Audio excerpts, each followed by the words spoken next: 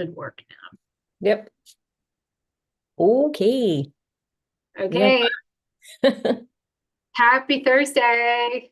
Happy Thursday. Happy Thursday, LinkedIn. Happy Thursday, Teresa Agresta.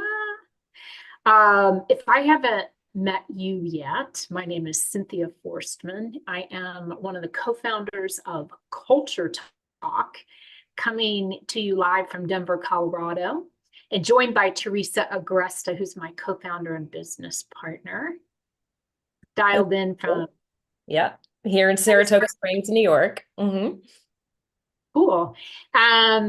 If you are new to Culture Talk, just a quick moment about what we are all about. We are in the business of helping leaders and organizations define, design, and transform their cultures, and to do that with intention. So how do we do that? We've built a tool set that takes culture from kind of an invisible concept and turns it into a tangible tool that helps people align teams around strategies and actually move strategies forward using their culture as a tool. Key to that is a storytelling framework that is at the center of our platform. We're going to talk more about that framework today.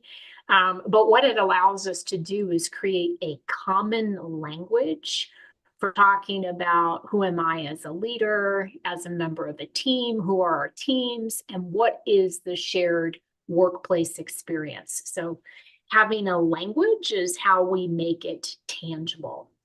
We go live on Thursdays on LinkedIn. It's been a little more sporadic of late, but we are here to talk about all things that we might put in the category of the business of culture, because we can show you that culture is a serious business. In fact, culture is currency, and it is just as important to your bottom line as your financial results. Those are the kinds of conversations we're having. So love to have you join in.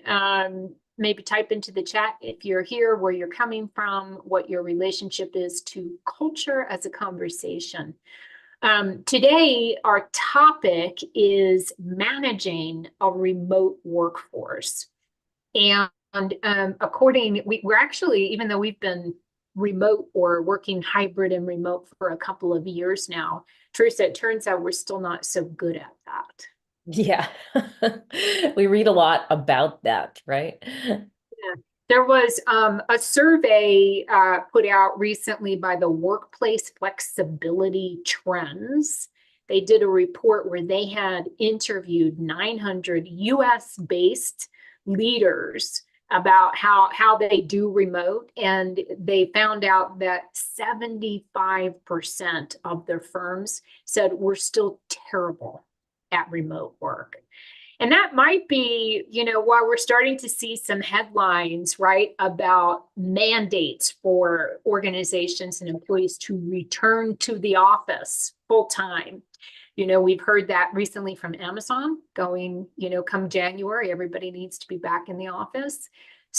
Starbucks, Publicis, Dell, there are all sorts of companies that are either saying come back to the office, or they're getting more strict about what their hybrid policy looks like.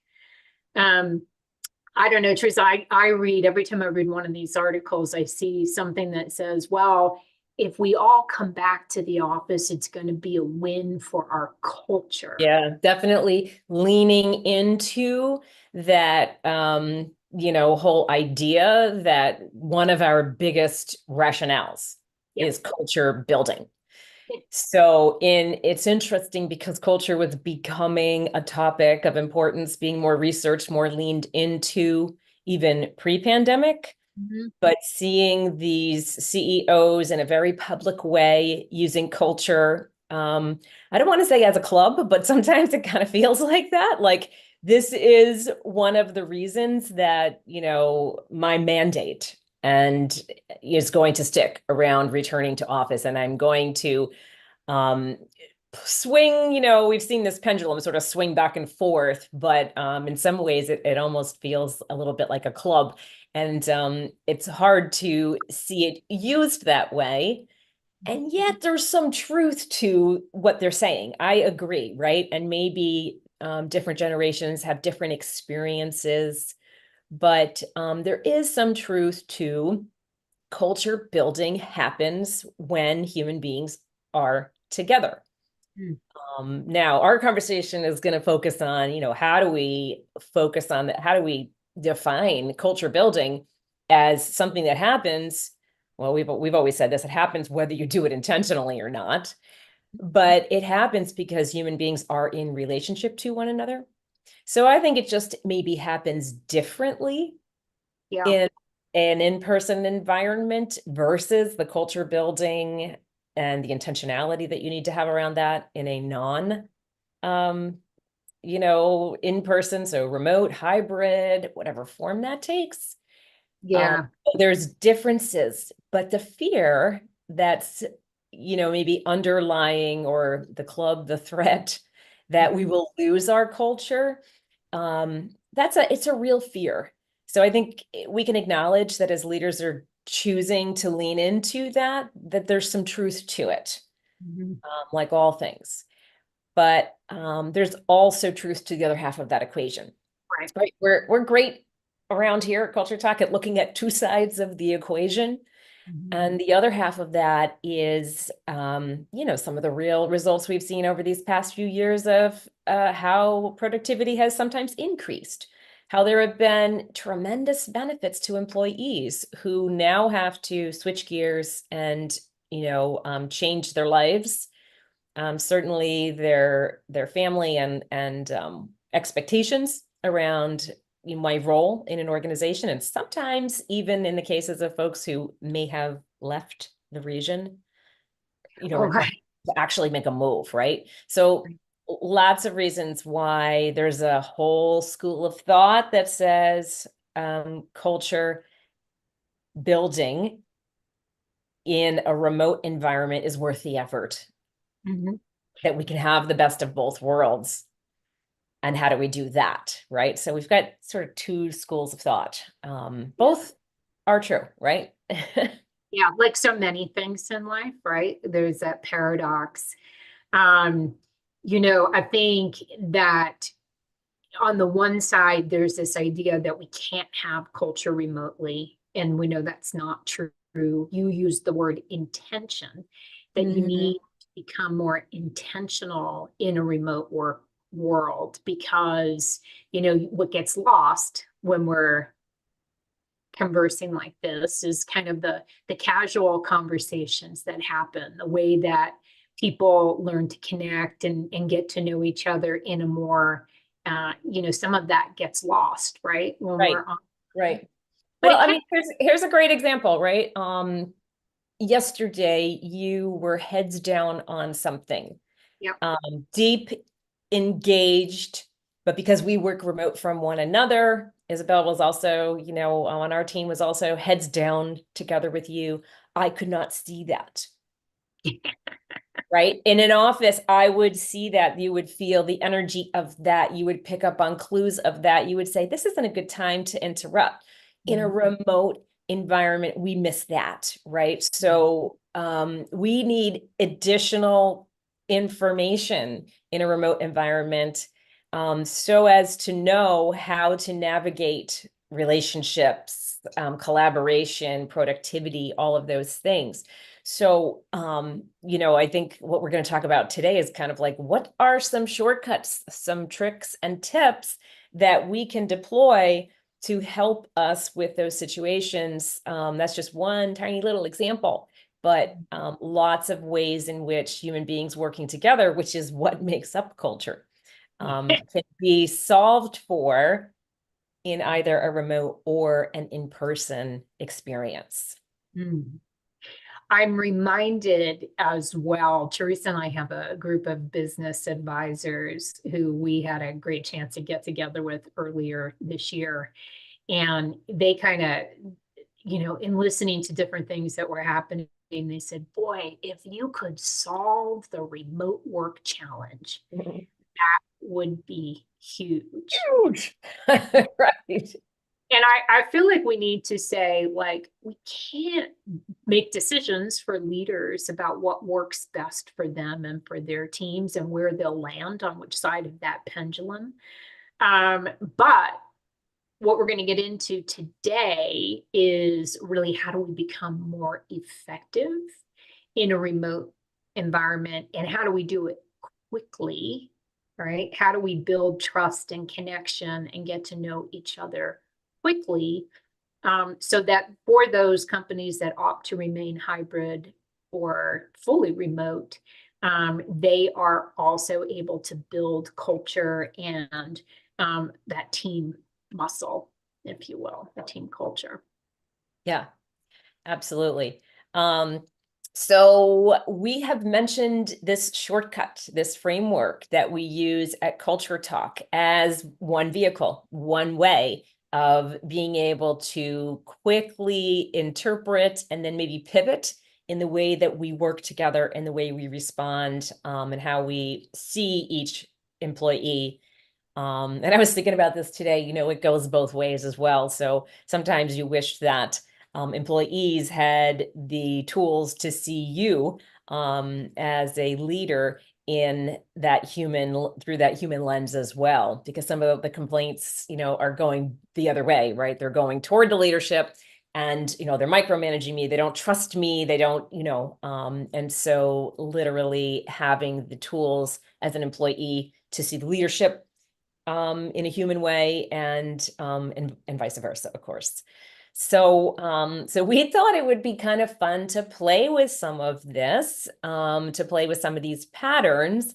And kudos and hats off to Isabel on our team, who came up with a couple of scenarios to consider the differences in how different human beings show up in a remote environment. So the first thing that I'm going to look at is a challenge and how two patterns might interact, right? So let's take a look at somebody who scores high on the innocent archetype. Now, at Culture Talk, we have an assessment that helps people to get real clear about which patterns they live. And that's really helpful from a team perspective as well, because if you know what patterns that your colleagues live into, it gives you these quick ahas, you know, and that's what makes it a shortcut, right? But say this innocent archetype person is struggling to adapt to some changing policies. A lack of clear direction, on top of that uncertainty, may really shake their confidence and cause them to shut down. So someone outside of, you know, that situation might read it as disinterest, lack of engagement. We could put all kinds of labels on what that person is experiencing. But when you understand that they're coming from an innocent perspective, you might understand, oh, their confidence just took a real hit. Right. I need to find some ways to boost that up. Yeah. I want to pause 1 second. I think Isabel was going to pop into the chat kind of a cheat sheet. Okay. And I'd love to invite people who are listening, whether they're here live or they're listening later, when Teresa talks about this pattern, the innocent, like, do you resonate? Might this be, because we each have like, there are 12 patterns that we use in our system, but we are each a unique combination of those patterns. And some of them may rise to the top for us. So innocent is not one of my top, but maybe if you're listening and you're hearing, oh, who's that person that really wants the clarity, the instruction, and may shut down without it? Perhaps innocent is part of their archetypal profile. And so someone else, maybe someone who has an explorer archetype as one of their primary patterns, is really much more flexible in their ability to manage the change. So they'll kind of take the change in stride, won't question it too much, won't get thrown by it. But then when they're at home, they may have a tendency, if they're working remotely, they may have a tendency to kind of wander off a little bit, take some side roads, not stick straight to the protocol, feel like that really feeds them. And they might be a little slow to respond to things, harder. You might find them a little bit harder to collaborate with, even though they've got great intentions. A little harder to find. A little harder to find, maybe this is the colleague who really leans into the flexibility of remote work and takes some time off during the day and sees that as, not only a real benefit, but a real value add to the way that they produce. Yeah. So looking at these two different patterns, people might have a very different reaction to the remote environment, but both of them would benefit from regular reminders to check in. So seeing that just as a need to do in terms of how do I manage these employees, it's not faulting them as human beings, as individuals. You're actually recognizing how they need to be supported to be effective within your culture and for the team. Right. It's fascinating actually just to think that's just 2 of 12. Right. But how different those 2 patterns are and the different ways that they'll struggle in a remote environment, or the different ways you might struggle in managing them in a remote environment. Right. And I think, like, go ahead. I was just gonna say, when a leader says, okay, we're changing the policy and bringing everybody back to the office, we're going to get some different reactions there from those same 2 people. And it's going to suit and serve them in different ways as well. So I guess it's these large scale, mandates that kind of treat everybody the same. And that's, of course, what policy is. It's necessary, but we see that it is not equal in terms of the way that it lands. Right. All right. Let's consider 2 more patterns. Okay. Let's consider the ruler versus the sage in a remote work environment. And Teresa, you have high ruler. That's one of your top patterns. Yeah. So, what's triggering? Like, what is a ruler? What motivates a ruler? What does a ruler notice? And what's triggering loss? Like, what happened to that person feeling, perhaps? Right. So rulers thrive on structure. They are willing to set out the structure, and the way that it all works, sort of intrinsically, almost subconsciously in their mind is that I put the structure in place because it serves everybody. And so when people work to the structure that's been established, all is well. When structure starts to break down, maybe it's policies, systems, approaches to doing things, even, routine check-ins, things that are routine and in place to support success, the ruler can that's where you may lean into somebody that becomes a micromanager, who now you perceive that person as having a lack of trust, when perhaps all that's really happening is they need that routine and the systematic, deployment of all of the things that have been established for success, in their experience for good reason. And so somebody who is acting from a ruler may become more assertive if they feel like that structure or those systems are breaking down, or if they don't feel like they can see them playing out, if you will. You can't see what people are doing. They don't know if they're following the rules. There's an awful lot of trust involved that makes it really hard for a ruler. Yeah. I can feel that. I'm thinking now about sage by comparison, and I'm thinking the sage archetype is our thinker. These are our deep thinkers. And in many ways, a sage archetype might really appreciate a quiet, remote, assuming that their home office is quiet. Assuming that it's quiet, right? Mine's quiet. Not all the time, but like that Sage storyline really leans into like space and time to be alone and to Mhm. think, to have big thoughts and to weigh the pros and cons and get the proof and, Yeah, you know, and do the all that. research and the reading and yeah, absolutely. Analyze the data. So in some ways, remote might be really nice for that person. There might be a lot of ways that person would I've thrive. heard that quite a bit from people who measure high on Sage, that the shift back to the office where there's distractions and noise and conversations is personally rattling. Yeah. So that they really do like those work from home days.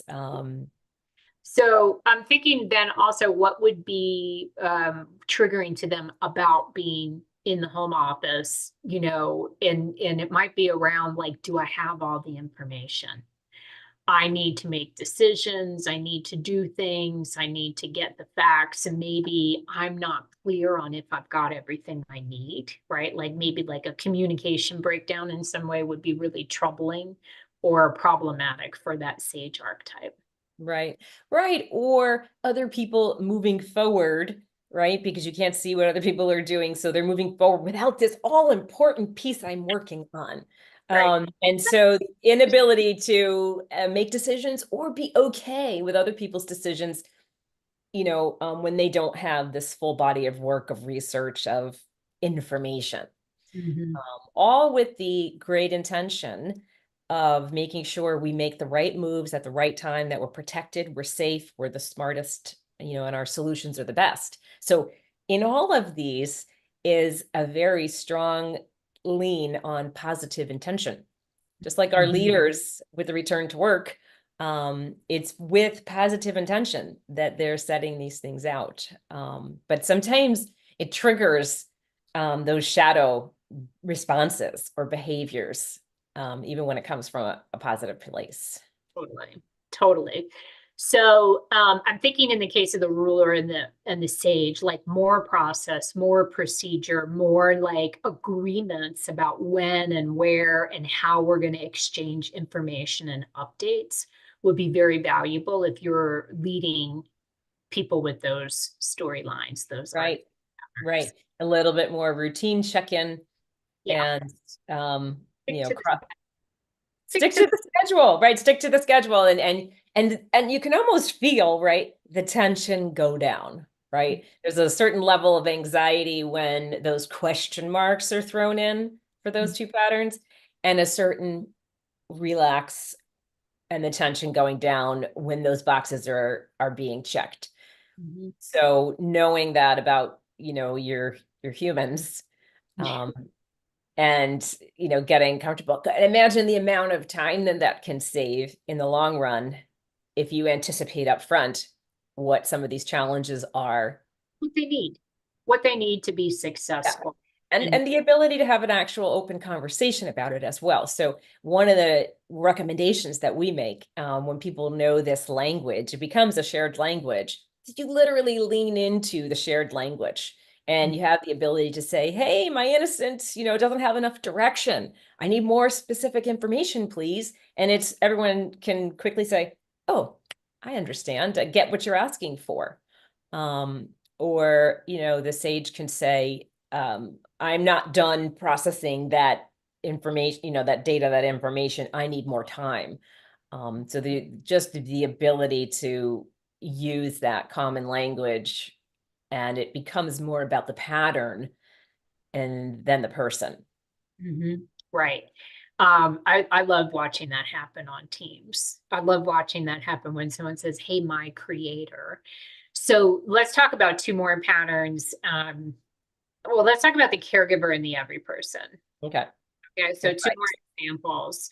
So an every person in a remote work environment may become challenged if there is inconsistent or unclear policies around hybrid or at-home work hours, for Mhm. example.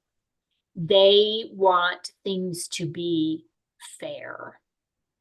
They want to understand what the expectation is, and they don't want to be in a situation where different team members are doing different things, and it's perceived as sort of they've got an unfair advantage.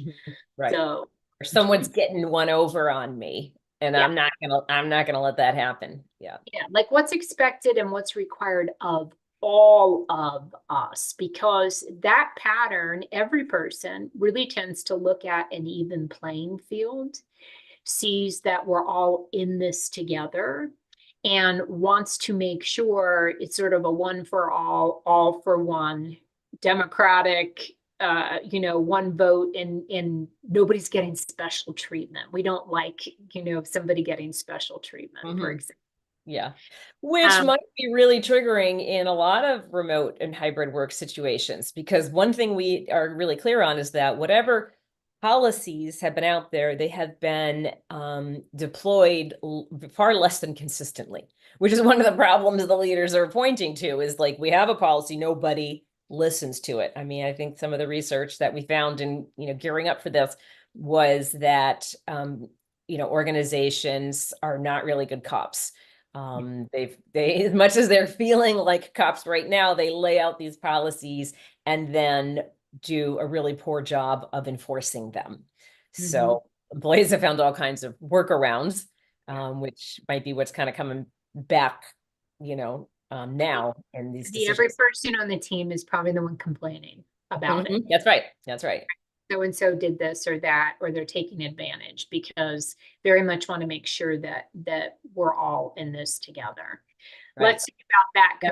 compared to the caregiver. Yeah, so the caregiver their concern is going to be different. They might feel like, I don't have enough eyes on my humans to make sure that everybody's cared for, that their needs are being expressed, that I can pick up on that. And so they might have a sense of anxiety that through technology, for instance, I never get that 3D view of the human, and I'm unable to understand the impact on each of these people.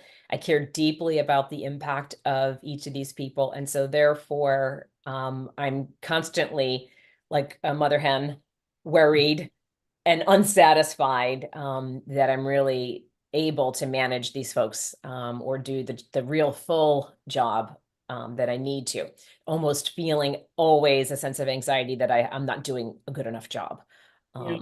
in working with these people. I have a high caregiver, and I really appreciate what you said about like the 3D experience of people in the room with you, because I do think, in a remote environment, particularly when we do meetings like this on Zoom or whatnot, there's a certain aspect that's sort of performative, right? Like, if we're on camera, I'm going to make sure that I'm looking at you and that I'm here and present, even if, emotionally I'm somewhere else, or like something's going on in my life that I can't, introduce in an online session, etc. So there's something that gets lost for sure that right. might bother the caregiver. What do you think? Both of these patterns like are kind of about, a sense of connection and a sense of Community, right, uh, being important and connecting with other people.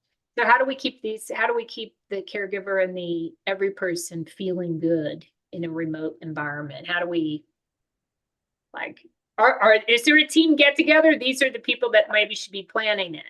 Right. I was going to say, I do think that some cadence of in-person connection would be particularly valuable for the caregiver and the every person. To your point, exactly. I mean, in addition to their, eyes on fairness, the every person is also the employee who thrives on creating a sense of belonging and team connection.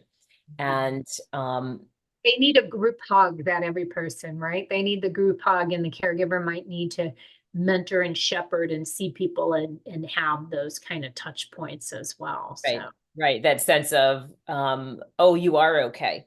Or if you're not, I've got those sort of maternal, paternal instincts that I can deploy in this environment in a much more effective way. So I think that planning some routine opportunities to touch base in person would definitely benefit both the caregiver and every person, maybe more so than some of our other folks, right? So an explorer, magician, not necessarily with their feet on the ground, and don't need that in the same way.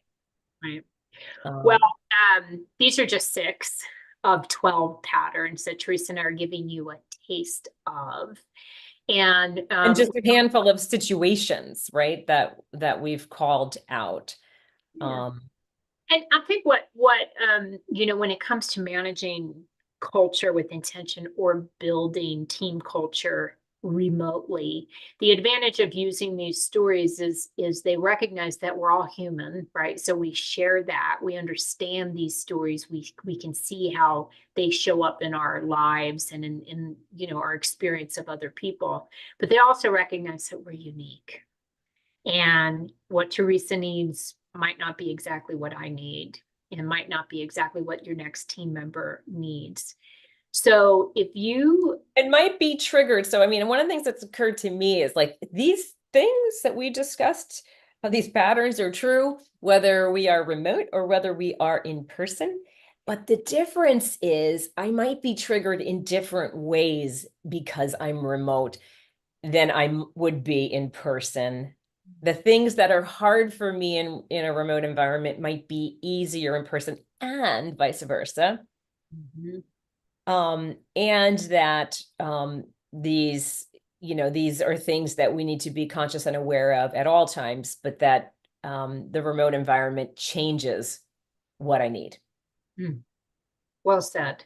Well said. And if you are curious, if you're curious about like, how do I do this remote team culture building better?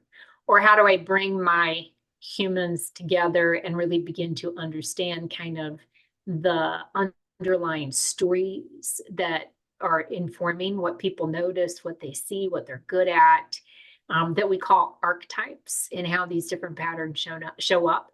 We actually have a great opportunity for you. We offer a half-day team storytelling and connection experience. It's a 3-hour experience where your whole team can actually take the Culture Talk for Individuals assessment. And then one of our trained facilitators comes in and helps people unpack that, look at how they scored, and put some how does it align with their life experiences, right? So if I scored high on creator, lover, caregiver, in my case, what are the specific experiences in my life that align with those patterns? But then the real best part of that workshop is a story exchange, where team members get to introduce themselves through their archetypal patterns. And we see all kinds of ahas happening as the team gets to know each other through their stories. So that team storytelling workshop, again, is a half-day experience. It might be a great holiday get together. It can be done online, then it can be done in person. And we have quite a few people that can come to your group and introduce that work. So hit us up if you're interested in that. Teresa, I think you said we had a question. We do. We have a question coming in from Joseph Brennan. Joe, it's great to see you. Glad you're here. Asking about how the leader's archetypes might impact success in a remote environment. So let me make sure I got that right. Yeah, how does the leader's archetype relate to managing a remote workforce? And we did touch on that a little bit, but I think it's the starting point. So as the leader in all things, that person sets the example and sets the stage. So any leadership, development begins with knowing yourself first. So as Cynthia pointed out, each of us has our own archetypes. So mine, I've got them on screen. If you can see them, lover, ruler, magician, it's going to sort of flavor everything that I see, the first things I notice, and my own, lens through which I will react. So the first thing is to recognize your own lens and have the ability to sort of check it a little bit. Is this what's called for? Is my first reaction a real of adding value in this situation. If I can think about what is the patterns of the person that I'm trying to lead, and then back up a little bit and have the emotional intelligence to be clear about what the situation is calling for, and to the degree possible, remove your own lens to see the situation a little bit more clearly. And then from that perspective, I think you're better able to guide the person that you're leading. So I think it's true as in any leadership, situation, that our tendencies are going to be our initial response, Reaction. and the reaction. Yeah. And the same might be true. I mean, I mentioned the ruler archetype, and, needing structure. And so that same pattern in a remote environment, from a leader's perspective, might really be challenging if you feel like, you aren't able to see that people are following the rules and aligned with the guidelines, and the policies. And so you needing to be specific and clear and set, guideposts and checkpoints that will help alleviate that for you, but being clear about why you're doing it. So being clear to your, again, using the language of the patterns.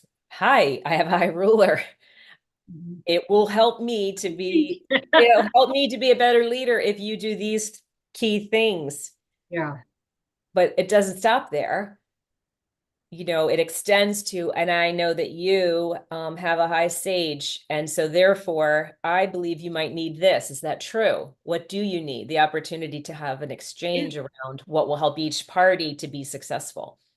I was having this thought while you were talking that almost, broadening your lens, right? It offers the leader and anyone on this team, when we begin to hear people's archetype patterns, we call it narrative intelligence, right? But what we know is that our own pattern narrows the world that we see. It kind of says what we're going to notice and what we're not going to notice. But as we begin to realize we have a lens through which we're seeing that, we can broaden our lens and maybe take in all of the different, like, what does the sage say? What does the revolutionary say? What does the lover need? What does, what are the different patterns, and how are they experiencing this same scenario that we're all in?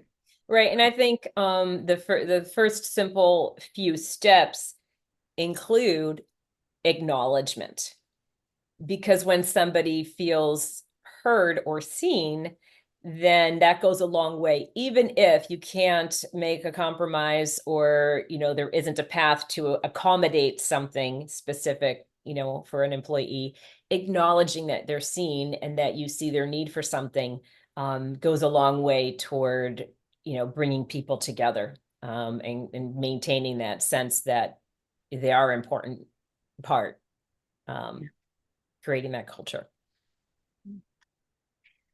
Okay.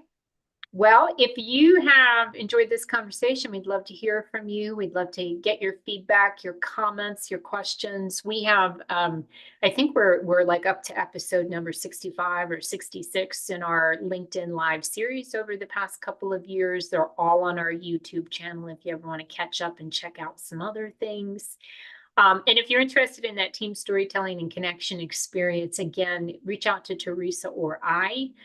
Isabel, if you could also plop the link to that workshop page in the chat, that would be great. Again, it can be done remotely. It can be done live. It might be a great holiday get to know you. And we'd love to support you in that. Very cool. Any final words, Teresa? If we're going back to the office, I guess you can also take this thinking back to the office. So. Yeah, and yep, absolutely. It's a great intro experience, and with a lot of research material and follow-up in terms of additional add-on material to back it up. So a great experience, and we hope to see some of you there. Have a great rest of your day. Bye-bye.